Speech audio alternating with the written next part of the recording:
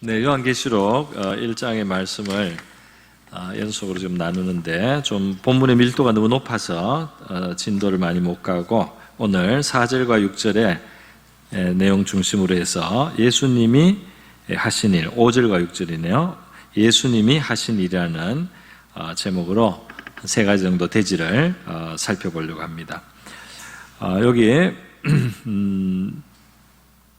은혜와 평강이 너희에게 있기를 원하노라. 아마 성부, 성자, 성령의 삼위를 다 언급을 하면서요. 은혜와 평강이 너희에게 있기를 원하노라. 이렇게 한 다음 이제 예수님에 대해서 말씀을 하시는데 예수님이 하신 세 가지 중요한 면들을 말씀하고 있습니다. 첫 번째로는 우리를 사랑하사라는 내용이 있고요. 두 번째로는 그의 피로 우리 죄에서 우리를 해방하시고 라는 내용이 있고, 그 다음에 세 번째로 그의 아버지 하나님을 위하여 우리를 나라와 제사장으로 삼으셨다. 삼으신 그에게 영광과 능력이 세세토록 있기를 원하노라. 예수님을 찬양하는 그런 내용인데, 그의 피로 이렇게 했으니까 이건 성자에 대한 거죠. 이거는 성부도 아니고 성령도 아니고 그의 피로 했기 때문에 예수님이 되겠습니다. 성자 예수님에 대한 것인데요. 성자 예수님께 영광과 능력이 세세로 있기를 원한다. 성자께서 하나님이시기 때문에 이렇게 이제 영광과 능력이 세세 있기를 원한다는 하나님께 드리는 찬송을 이제 드릴 수 있는 거죠. 그래서 하나씩 살펴보도록 하겠습니다. 먼저 첫 번째로 우리를 사랑하사라는 이 부분을 우리가 함께 생각해 볼 텐데요. 예수님께서 우리를 사랑하신다. 우리의 영혼을 사랑하시는 것이죠. 그 사랑하시는 그 사랑이 우리의 멸망을 기뻐하지 아니하고 원치 아니하고 우리에게 좋은 것, 사는 것을 사는 길을 우리가 얻게 되고 우리가 영생을 얻게 되기를 원하시는 그 모든 것이 이제 사랑에서 나온다고 하겠습니다. 예수님께서는 이 세상을 오실 때 우리를 정죄하거나 심판하기 위해서 성육신하신 것이 아니고 바로 이제 구원하시기 위해서, 건지시기 위해서, 살리기 위해서 오셨다는 것이죠. 그래서 본인을 그 병든 자를 치료하는 의원으로 이제 예수님이 비유하신 적이 있습니다. 그 사랑이 우리를 고치고 우리를 살리려고 한다는 것입니다. 예수님의 사랑은 영원하고 참된 사랑이며 또 가장 진실한 사랑이라고 할 수 있겠는데요. 인간의 그 어떤 사랑과도 이제 비교할 수 없다. 우리 인간의 사랑 중에도 순수한 사랑이 있고 아름다운 사랑도 있긴 하지만은 그러나 원래 이 사랑이 근본 하나님께로부터 온 것이요. 하나님의 사랑의 원천이기 때문에 우리 인간의 사랑이 아무리 순수해도 주님의 사랑 또는 하나님의 사랑과 비교할 만하다고는 할 수가 없겠습니다. 그리고 이 사랑은 이제 십자가로 나타난 사랑인데요. 그 십자가라는 것은 다름이 아닌 이제 희생이겠죠. 그리고 그것도 기꺼이 하는 이제 희생이고, 그 기꺼이 하는 그 희생이 이제 참 사랑을 증거하고 이제 증명하는 것이 되겠습니다. 그래서 많은 어머니들의 사랑이 상당히 그 진실한 사랑이죠. 그것은 이제 자녀를 위해서 희생을 하는 사랑이죠. 우리가 이제 교회를 위해서도 때로 이제 희생을 하고, 그래서 그 아픔을 갖거나 내가 어떤 괴로움이나 고통을 갖지만 진짜 사랑할 때는 내가 그것을 받아들일 수가 있습니다. 그래서 그 사랑이 희생으로 사실 이제 표현될 때가 많이 있는데 바로 예수님의 십자가 희생이나 그의 모든 고난은 그 뿌리가 이제 사랑에서 난 것이다. 그 사랑이 어느 정도의 깊이인지를 이제 드러나는 것이 바로 주님이 자신을 내어주시고 희생하신 것이다. 우리는 그렇게 보는 것입니다. 갈라디아서 2장 20절에 사도 바울의 유명한 본문 말씀이 있습니다. 이것은 이제 우리 믿는 사람이 가져야 될 아주 깊은, 아주 농도 깊은 주님을 믿는 사람의 어떤 자세라고도 할 수 있는데요. 이걸 같이 한번 보겠습니다. 갈라디아서 2장 20절 아마 PPT가 있을 것 같은데요. 내가 그리스도와 함께 십자가에 못 박혔나니 그런즉 이제는 내가 사는 것이 아니요 오직 내 안에 그리스도께서 사시는 것이라. 이제 내가 육체 가운데 사는 것은 나를 사랑하사 나를 위하여 자기 자신을 버리신 하나님의 아들을 믿는 믿음 안에서 사는 것이라. 갈라디아서 2장 20절의 말씀입니다. 예수님이 십자가에 못 박히셨는데요. 이것을 이제 내가 그리스도와 함께 십자가에 못 박혔다. 죄인인 나를 예수 안에서 하나님은 심판하신 것이 되었다는 거죠. 그리고 이제 내가 살아갈 때 예수님이 내 안에 사신다 그랬어요. 오직 내 안에 그리스도가 사시는 것이라. 이제 내가 육체 가운데 사는 것은 나를 사랑하사 그랬어요. 나를 사랑하사, 나를 위하여. 사랑은 위하게 되는 것입니다. 그리고 그 위해야 될 만큼의 내용이 어는가 하면 자신을 버리시는 것이 필요했기 때문에 우리를 위해서 우리의 사랑하시는 마음으로 자기를 버리심에까지 나갔던 것이죠. 나를 사랑하사 나를 위하여 자기 자신을 버리신 하나님의 아들을 믿는 믿음 안에서 사는 것이라. 믿음 안에서 산다 이렇게 하니까 이제 바로 그 진리를, 바로 그 사실을 나는 항상 인정하고 항상 그것을 마음에 두고 그렇게 살아간다. 그것이 이제 그 믿음 안에서 사는 겁니다.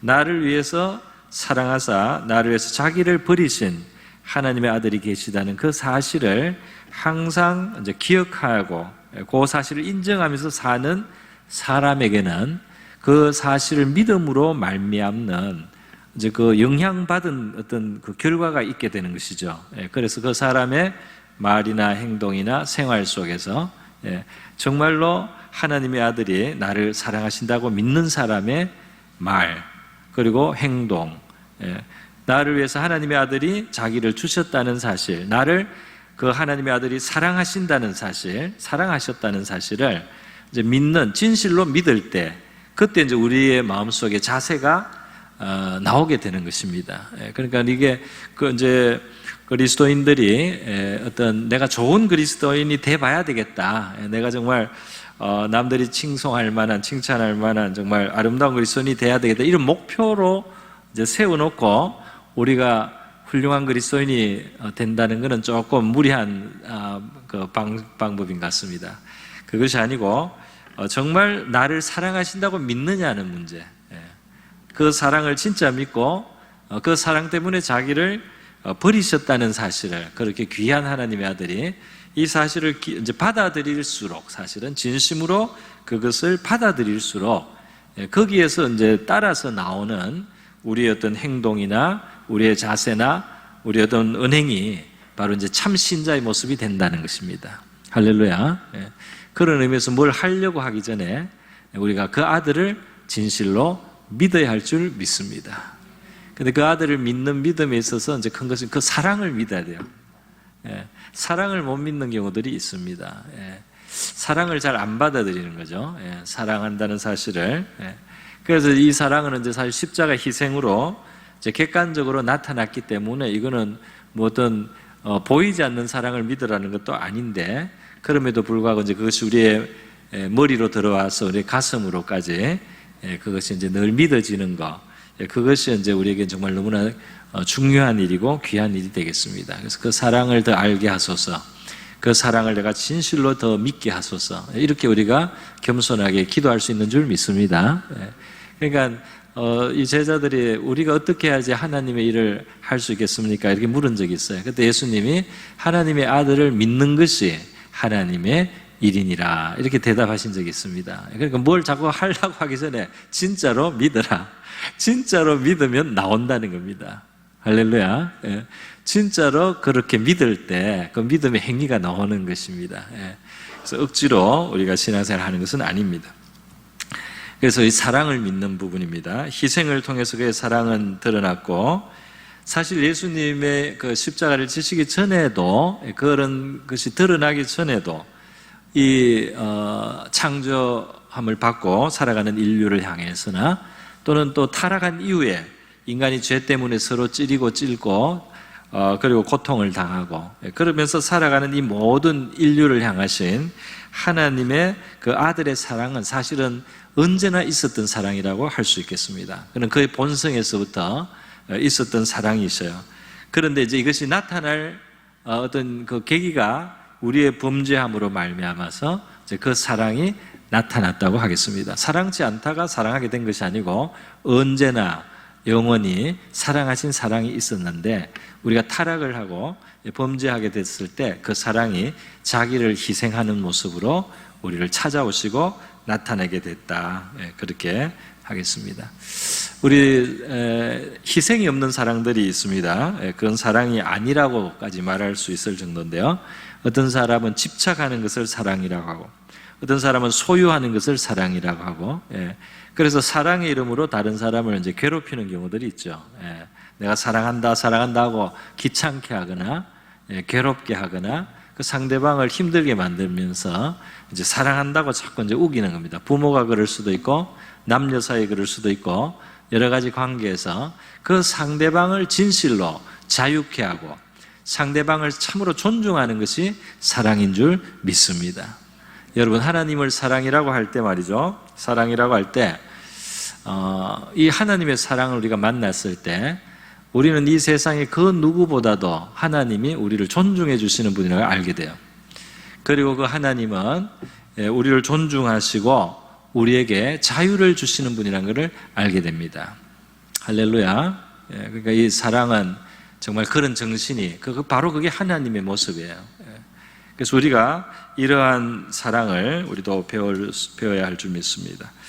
사랑은 오래 참습니다. 사랑은 이제 우리 사전적인 국어사전에 보면 사랑은 귀하게 여기고 기뻐한다. 우리 자녀들을 사랑하면 자녀들을 있으면 기쁘고 또 자녀들을 소중하게 생각해서 정말 내가 안 먹어도 먹이면 내 마음이 기쁜 정도로 그렇게 이제 귀하게 생각하는 그런 것들이 이제 참 사랑에 가까운 모습이라고 하겠습니다.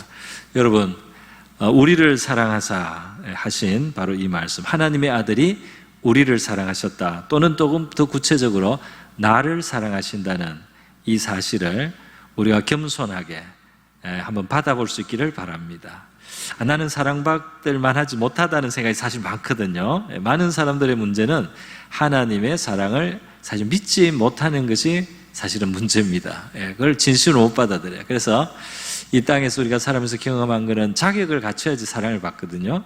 그래서 뭘 잘하거나 뭘 이렇게 해가지고 이렇게 받는 사랑이 많기 때문에 이 땅의 사랑 때문에 우리가 익숙해져 가지고 우리가 죄인임에도 불구하고 또는 어떤 문제가 있음에도 불구하고 우리를 사랑하여 주시는 그런 사랑, 내가 볼 때도 내가 정말 내 자신을 사랑하기 어려운 경우도 있지 않습니까? 그럼에도 불구하고 우리의 신앙의 출발점은 하나님의 아들이 우리를 사랑하셨기 때문에 십자가에서 희생하여 주셨다. 나를 사랑하사 나를 위하여 자기 자신을 버리셨다. 이 사실을 겸손하게 우리가 믿음으로써 고백하고 받아들이는 것이 주님의 마음을 기쁘게 하는 일이 될 줄로 믿습니다. 네, 그래서 이제 그 다음 주제로 넘어갑니다. 그의 피로 우리를 죄에서 해방하셨다 그랬어요. 그 해방이라는 말은 이제 우리 8.15 해방처럼 이 종살이, 노예살이 갇혀 있는 상태 혹은 팔려 있는 상태에서부터 이제 그거를 풀어주는 것을 말을 하는 것이죠. 인간의 범죄는 자기를 판 것입니다. 죄라는 것은 우리 자신을 넘겨준 것이라고 할 수가 있어요. 그래서 사단의 권세에 포로가 되는 것이요, 흑암의 권세에 거하게 되는 것이요. 그런데 이제 이 자기를 팔아서 죄로 자기를 팔았다는 구약 성경에 실제로 표현이 나옵니다. 팔렸다, 자기를 팔았다는 표현이 나옵니다. 그래서 이 팔았기 때문에 물건을 사고 팔을 때 팔았다는 말이 들어갈 때 이제 대가가 지불되는 거죠. 되살려면은 값을 또 내야 되는 겁니다. 그러니까 죄로 팔린 것을 거기에서 건져내려면 그 값을 치러줘야 된다 이 말이죠. 값을 치러준다. 그런데 이 죄는 사탄을 택하고 흑암을 택하고 하나님을 버린 것이고 그것은 바로 사망을 취한 것이기 때문에 죄의 값을 치르려면 죽음의 값이 필요하고 거룩한 죽음, 죄가 없는 생명의 죽음이 있어야만 죄 있는 우리가 이제 값을 지불을 하고 우리가 되삼을 이제 입을 수가 있다는 것입니다. 그래서 그 일을 이제 하나님의 아들이 하셨단 말이에요. 근데 그 일을 하나님의 아들이 하실 때 자신의 모든 것으로, 그러니까 자신의 영과 혼과 육이 모두 그 고난과 저주를 감당해 주시는 겁니다. 죄의 값을 그가 감당해 주시면서 값을 치르셔서 우리를 이제 풀려나게 하시는 것이 바로 하나님의 아들의 사랑이 우리를 위해서 표현된 것이다. 나타난 방식이라고 하겠습니다. 예수의 하신 일을 믿을 때, 그것을 믿고 그 예수님을 우리가 주님으로서 모셔드릴 때 그분의 하신 모든 일들이 진실로 우리의 것이 되는 줄 믿습니다. 그래서 그분이 그런 일을 하셨는데 문제는 그를 주로 모셔드리지를 않는 거예요. 예수는 그랬지, 예수는 그랬다더라, 참 좋은 일을 하셨다, 뭐 이렇게 하고 그를 저기에 두는 이상은 그의 하신 일을 정말 내 것으로 받은 것이 못 된다 이 말입니다. 그가 그렇게 하신 일을 우리가 믿고 인정할 뿐 아니라 바로 그분을 내가 나의 주인으로, 나의 혹은 왕으로, 나에게 주권을 가지신 분으로 그렇게 모셔드리고 받아들임으로써 진실로 그가 행하신 일을 내가 받아들인 것이 된다는 것입니다. 그리고 그것이 적용이 된다는 것입니다. 그의 피의 값으로 그는 치르셨습니다. 이것은 우리 하나님의 진실하심을 또 드러내는 것이기도 합니다. 하나님은 생색만 내는 분이 아니다 이거죠. 하나님은 실질적인 짐을 지시는 분이고 정말 실효하게 하시는 분이고 참되셔서 그냥 빈소리로 그냥 거칠애로 이렇게 하는 게 아니고 그 값을, 정당한 값을 치르시면서 그 일을 하시는 바로 이런 분이시기 때문에 그 아들의 피를 우리 흘리게 하시고, 그는 아들은 자신을 희생하셔서 우리를 건지셨습니다. 우리 이 구약 성경의 이스라엘 역사는, 이스라엘 민족의 역사는 우리 구원받는 성도들의 영적인 여정을 이제 보여주는 모델이라고 할 수가 있겠습니다. 그래서 같은 원리가 흐르고 있기 때문에 모델이 되고, 또 민족의 단위로 이루어졌기 때문에 굉장히 큰 사건들을 통해서 굉장히 분명하게 보여져서 우리 영혼 속에 일어나는 은밀하고 눈으로 볼 수 없는 일을 구약 이스라엘 민족의 역사를 통해서 하나님이 같은 원리를 경험하게 하심으로써 눈으로 보듯이 굉장히 분명하고 객관적으로 드러나도록 영적인 원리가 다 드러나게 만들어 주셨어요. 그래서 구약 성경의 이스라엘 역사는 바로 우리에게 굉장히 많은 적용점을 가지고 있습니다. 그래서 바로 이제 이 자기 피로 해방했다, 바로 이러면 구약 성경에는 이것이 어디로 가냐면 이스라엘의 해방, 이스라엘 백성들이 피가 있어서 이제 해방되는 그런 사건이 있지 않습니까? 바로 출애굽기에 나오는 그 출애굽 사건이죠. 이스라엘 백성들이 어린 양의 피를 바르면서 피를 흘리고 그 피를 문지방에 바르고 임방 설주에 바른 바로 그날을 계기로 해서 그들이 이 바로의 권세에서부터 해방이 되고 노예살이에서부터 이제 해방이 되어서 자유자가 되고 하나님만 섬기면 되는 자유자가 이제 되는 것입니다. 그래서 이렇게 큰 것으로 하나님이 보여주셨어요. 우리 대한민국 이 해방도 마찬가지입니다. 팔렸기 때문에, 팔았기 때문에 다시 이제 이 해방을 얻기 위해서는 값을 치르는 것들이 있었는데요. 대한제국, 조선이 대한제국이 잠깐 됐다가 나라를 넘기지 않았습니까? 처음에는 이권을 조금씩 넘기다가 나중에는 이제 나라 자체를 그냥 넘기게 돼. 물론 그게 강압이 있었고 어떤 어떤 그런 위력적인 그런 아주 강제적인 요소도 있었지만은 근데 다른 길이었어요. 너무 다른 길. 힘이 없고 전부 다 맹수 같은 열강들이 있고 말이죠. 그 중에 힘이 있는 자가 먹는 겁니다. 그냥 그렇게 넘어갈 수밖에 없었던 불행한 일이었습니다. 그러나 이 핵폭탄 떨어지고, 오늘 오전 설교했지만 원자폭탄이 떨어져서 일본을 치고 일본을 막 때리면서 우리가 치른 값은 아니죠. 사실은 우리가 독립운동을 하려고 노력도 하고 여러 가지 애를 썼지만 우리의 힘으로 스스로 얻었다기보다는 사실 바깥에서 이 구원이 왔다고 할 수가 있겠습니다. 그런데 엄청난 파워가 작용을 한 거죠. 그러니까 큰 핵폭탄이 진짜 떨어지고 말이죠. 수많은 일본 사람들 희생이 되고 그러면서 우리가 이제 해방을 얻었습니다. 그러니까 똑같은 그런 건 아니지만 이것이 그냥 해방이 될 수는 없는 겁니다. 굉장한 뭔가가 대가가 치러지고 엄청난 것이 거기에 뭔가를 치르면서 이것이 해방이 이루어졌다는 겁니다. 물론 영적인 질서는 이렇게 폭력으로 뭐가 되지는 않습니다.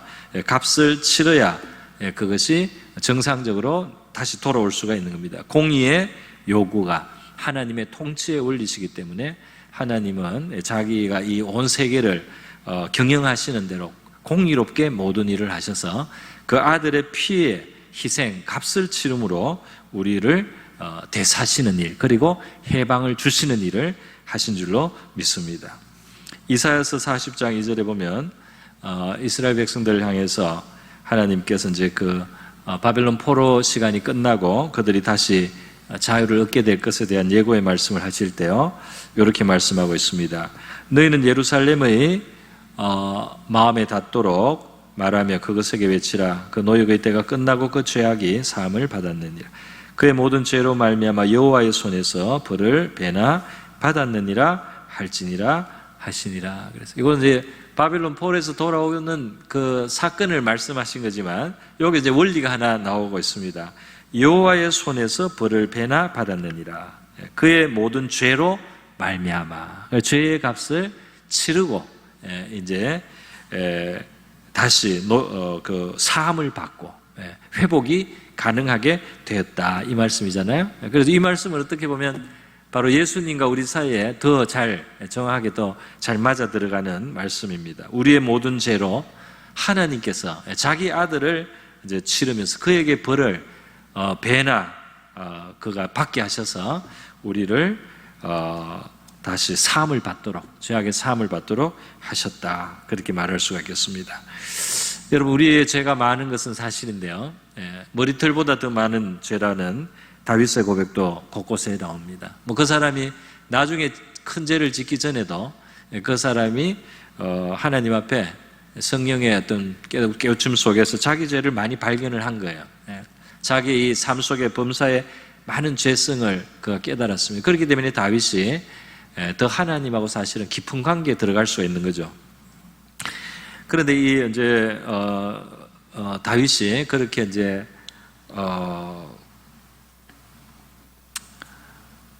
제가 지금 설교를 하다가 중간에 까먹었는데요, 죄송합니다. 이 다윗의 이야기를 왜 했는지 제가 기억이 안 나네요. 어쨌든 여호와의 손에서 배나 받았다. 하나님의 아들이 그 희생을 하셔서요, 희생을 하셔서 하나님의 아들의 거룩한 그 희생의 값은 굉장히 크다는 겁니다. 할렐루야. 그러니까 다윗이 이제 머리털보다 많은 죄, 우리도 그렇게 고백할 수 있잖아요. 그래서 때로는 우리 죄가 과연 용서받을 수 있을까 이런 생각이 들 정도로 그렇습니다. 그런데 우리의 죄가 아무리 많기는 많지만 하나님의 아들의 희생의 값만큼 무겁지는 않습니다. 이것이 이제 우리가 믿어야 될 중요한 포인트 중에 하나인데요. 우리의 죄가 많지만은 하나님의 아들이 자기 자신을 버리신 이제 이것의 크기는 훨씬 더 크다는 사실을 겸손하게 우리가 인정해야 될 줄 믿습니다. 그렇게 인정을 해야 되는 것이죠. 하나님의 아들의 생명의 값은 모든 피조물보다 크다는 겁니다. 우리의 죄가 작은 게 아니고 우리의 죄는 커요. 우리가 생각하는 것보다 더 커요, 사실은. 우리가 깨닫지 못할 때도 많습니다. 그런데 하나님의 아들의 그 희생의 값은 그보다 더 크다. 하나님의 생명과 마찬가지니까. 그래서 배나 받았다는 이 표현이 지나친 표현이 되지 않는 줄 믿습니다. 자, 여러분, 그래서 이제 마지막으로 넘어가겠습니다. 우리를 죄에서 해방하는 것으로 끝나지 아니하고 이제 굉장히 존귀한 것으로 우리를 삼으신다는 겁니다. 그것이 세 번째로 나오는 것인데요, 해방하시고 그의 아버지 하나님을 위하여 우리를 나라와 제사장으로 삼으셨다, 이렇게 이제 나오고 있습니다. 그래서 하나님의 특별한 나라 소유, 그리고 제사장, 이 제사장이라는 게 굉장한 중요성을 가지고 있습니다. 모세오경, 창세기, 출애굽기, 레위기, 민수기, 신명기 이 5권 중에 사실 제일 중간에, 레위기에도 그 중간에 제사장에 대해서 있어서 어떤 분들은 이 제사장이 제일 중심이다 이렇게 주장하는 분도 있어요. 어쨌든 하나님은 우리를 구원하는 데 그치지 않고 우리에게 종기를 주십니다. 할렐루야. 예. 부족한 사람들 또 죄인들을 건지셔서 종기한 것까지 우리에게 이제 입혀 주신다는 거죠. 그런데 이것이 바로 제사장의 직분이다. 출애굽기 19장 보면 3절에 하나님께서 이제 모세에게 전하라는 말씀입니다. 4절에 보면 애굽 사람에게 내가 어떻게 행hat을 보았다. 애굽에 하나님 많은 역사를 베푸셔서 애굽이 그 이스라엘을 내놓도록 만드셨잖아요. 내가 어떻게 독수리 날개로 너희를 업어 내게로 인도하였음을 너희가 보았느니라. 세계가 다 내게 속하였나니 너희가 내 말을 잘 듣고 내 언약을 지키면 너희는 모든 민족 중에서 내 소유가 되겠고 6절에 나옵니다. 너희가 내게 대하여 제사장 나라가 되며 제사장 나라의 역할을 할 수 있다는 겁니다. 사실 그 목적으로 또 불러내신 겁니다. 그러니까 이것이 이제 조건문처럼 되어 있지만 사실은 이렇게 돼야만 하는 것이죠. 이스라엘은, 하나님의 백성은, 구원을 받은 자들은 제사장의 역할이 행하도록 하나님이 기대하시고 있다는 겁니다. 제사장 나라가 되며 거룩한 백성이 되리라. 이것을 이스라엘 자손에게 전할지니라. 할렐루야. 그래서 우리가 나의 어떤 그 모습을 우리가 어떻게 여기든지 우리가 죄 용서받고 피로 해방된 자들이 제사장의 자리로 부름을 받는다는 겁니다. 베드로도 이것을 말했죠. 베드로전서 2장 9절에 우리 같이 한번 읽어보겠습니다. 베드로전서 2장 9절 있습니다. 시작.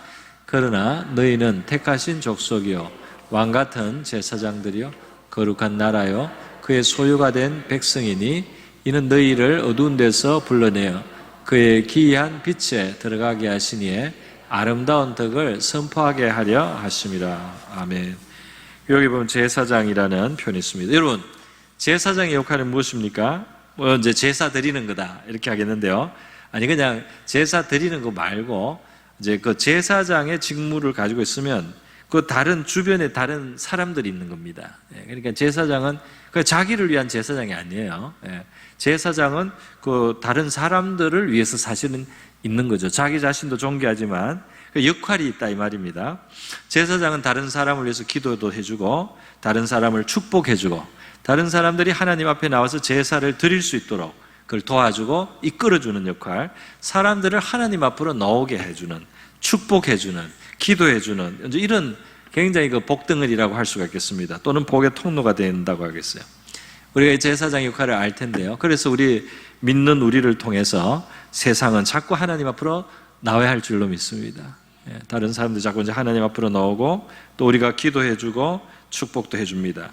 그런데 그것뿐만이 아니라 제사장의 역할에 하나님의 율법을 가르치는 것이 제사장의 역할이에요. 가르치는 거 선지자 역할 아닙니까? 아니, 선지자는 비상용입니다. 선지자는 비상용이에요. 평소에 가르치는 것은 제사장이 하고 그거를 너무나 무시하고 하는 말씀을 안 듣고 할 때는 비상으로 출격하는 사람들이 선지자예요. 그 선지자가 출격할 때는 이미 문제가 좀 있는 겁니다. 그래서 선지자들은 하나님 법을 떠난 사람들을 주로 책망할 때가 많기 때문에 용기가 있어야 됩니다. 그리고 목숨을 걸어야 돼요. 목숨을 걸고 그 일을 이제 하게 되는 거죠. 그런데 이 제사장은 뭘 하느냐? 제사장은 율법을 가르쳐야 됩니다. 말라기서 2장 7절을 한번 보겠습니다. 말라기서 2절 7장에 제사장의 입술은 지식을 지켜야 하겠고, 이건 선과 악의 이제 바른 지식이에요. 그의 입에서 율법을 구하게, 사람들은 그의 입에서 율법을 구하게 되어야 할 것이니, 바로 이거죠. 그 율법, 지식. 율법이 무슨 지식을 줍니까? 하나님이 기뻐하는 것, 하나님이 기뻐하지 않는 것, 하나님 앞에 선한 것, 하나님 앞에 악한 것. 이거 율법이 우리에게 주는 지식이다 말이죠.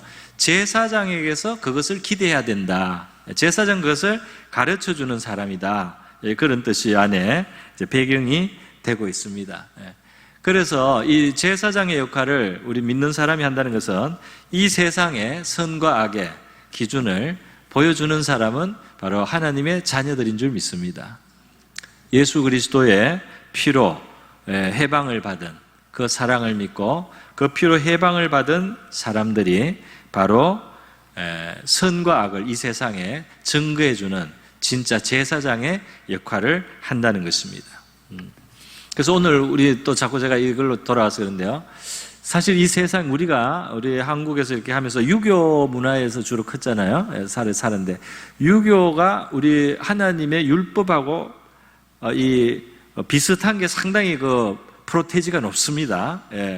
뭐 이거는 뭐 숫자적으로 표현하기는데 제 느낌으로는 한 90, 95% 정도 돼요. 굉장히 비슷한 게 많아요. 인간이 가져야 될 뭐가 선하다, 뭐가 잘못됐다. 근데 이제 우리 기독교 진리, 하나님이 성경을 통해 주신 거 이제 좀 안 맞는 게 몇 가지가 있습니다. 그거는 이제 조상 제사 문제하고, 그다음에 이제 부부의 그 위치 문제라든지 이런 것들에 이제 조금 차이가 나고, 나머지 인간이 가져야 되는 어떤 사랑이나 겸손이나 인자하심이나 뭐 의로움이나 여러 가지로 굉장히 유사하다는 거죠. 그래서 우리는 이제 사실은 그런 것만 조금 몇 가지만 하면 이 기독교적 가치하고 굉장히 잘 조화가 될 수 있는 그런 세상 사회를 살았어요. 그러나 모든 세상이 다 그런 건 아닙니다. 시대에 따라서 굉장히 다른 거예요. 고대 그리스에서도 동성애가 많았단 말이죠. 그것이 유행도 하고 말이죠. 이렇게 될 정도. 오늘날 다시 또 그런 게 일어나지 않습니까? 이제 그렇게 됐을 때 사람들은 논리가 다 있어요. 그 정당화는 논리가 다 있습니다. 그렇기 때문에 이게 시대, 문화, 이런 것에 따라서 이 기준이 계속 바뀐다, 이 말이에요. 우리는 참 기독교하고 비슷한 데 있다가 지금 이게 벗어나려고 하니까 이상하다 이렇게 느끼는데, 사실 세상은 언제나 그렇게 뭐 왔다 갔다 하면서 가치가, 선과 악이 무엇이 옳으면 무엇이 악인지 이런 것에 대해서 절대 가치가 이 세상 자신에게는 없다, 이 말입니다. 절대 가치가 없어요. 누가 하나님 앞에 받지 않는 이상은 인간들이 이렇게 생각했다가 저렇게 생각했다가 편리한 대로 하다가 굉장히 안 좋은 건데도 그 사회에서 어떻게 고착이 돼버리면 굉장히 문제가 있는 그런 규칙을 계속 지키는 이상한 종속도 이제 이 땅에 있을 수 있는 겁니다. 그런데 하나님의 백성이 있는 곳에는 언제나 바르게 정확하게 이 하나님의 말씀의 등불을 가지고 가장 정확하게 선과 악의 지식을 갖게 되는 줄 믿습니다. 그리고 그것이 분명해야지 이 세상은 살만하게 되는 거고, 이 세상이 바르게 갈 수가 있다는 겁니다. 그래서 이제 이런 벗어나는 시기에 우리가 우리의 이 가치를 오히려 드러내야 되고, 또는 이것이 옳다라고 해야 되는 역할을 우리가 가지고 있는 줄 믿습니다. 우리가 따라가면 안 돼요. 우리가 자꾸 맞춰주고 그러다 보면은 그 사람들을 돌이킬 수 없어요. 이것이 옳은 것이다 하고 우리가 이걸 굳게 잡아줘야지 세상이 이리로 돌아오게. 우리가 뭐 처음에는 욕을 먹더라도 그것이 틀리고 이것이 옳은 것이다, 이렇게 그 선과 악, 하나님 앞에서 우리 인간이 살아갈 길을 보여주는 제사장의 역할을 이 시대 속에 감당하는 저와 여러분 될 수 있기를 바랍니다. 하나님 아버지를 위하여라는 이 말씀이 조금 추가되어 있는데요, 이것은 가장 큰 대의 명분입니다. 우리 자신을 위해서나 뭐 다른 게 아니고 하나님 아버지를 위해서 우리를 제사장 삼으셨다 그러면 그것이 가장 큰 이제 무게를 갖게 되는 것이죠. 우리가 하나님 아버지를 위해서 제사장이 되었다 하면 이것은 굉장히 권위가 있고 정당한 것이 되는 줄 믿습니다. 죄를 용서받을 때도 모세가 이스라엘 백성들이 그 금송아지를 만들어서 했을 때요, 결국은 어디에 호소합니까? 하나님 자신을 위해서 용서하십시오. 이 사람들은 용서받을 가치가 없어요, 하는 것이. 그런데 이들을 용서해야 된다면 그것은 하나님 자신의 명성이 낮아지지 않도록, 하나님이 그렇게 어렵게 건져냈다가 여기서 죽게 하면, 이들을 심판해버리면 하나님의 명예에 손상이 되니까 하나님 자신을 위해서 이들을 이번에 용서해 주십시오, 이렇게 할 때 이게 명분이 선다 이 말입니다. 그와 마찬가지로 우리를 하나님 아버지를 위해서 그의 나라와 제사장을 삼으셨다 할 때 우리의 이 제사장의 이 존귀한 직무는 아주 견고한 것이 되고 하나님 앞에 확고한 것이 될 줄 믿습니다. 네, 오늘 이렇게 해서 우리 예수님이 우리를 위해서 하신 일 세 가지를 제가 한번 설명해 봤습니다. 우리를 사랑하사 그의 피로 해방하시고 그리고 하나님 아버지를 위해서 우리를 나라와 제사장으로 삼으셨다. 예. 작은 말씀인데요. 안에 많은 내용이 있어서 설명을 드렸습니다. 우리 이 아들을 우리에게 주신 하나님께 감사드리고 이 말씀, 이 진리에 우리가 굳게 서서 살아가고 이 종기를 우리가 누리며 살게 하시고 우리가 그 사랑을 갈수록 더 많이 깊게 깨달아 알았습니다. 우리의 믿음이 하나님의 마음을 기쁘시게 하고 영광을 돌리는 믿음 될 수 있게 해달라고 같이 한번 기도하도록 하겠습니다.